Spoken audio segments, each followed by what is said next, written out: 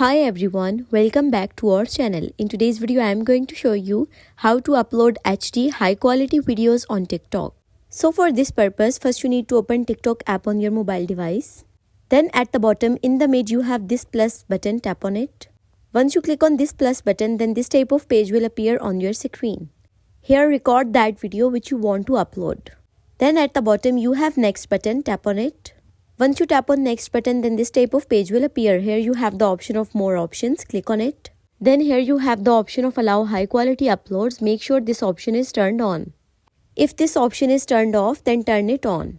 If this method isn't work, then go back to TikTok homepage. Here at the bottom right corner you have profile option, tap on it. Then your profile page will appear. Here at the top right corner you have these three horizontal lines, click on it. Then this page will pop up. Here you have the option of settings and privacy. You need to tap on it. And then you have to scroll down, and then here you can see this data saver option, tap on it.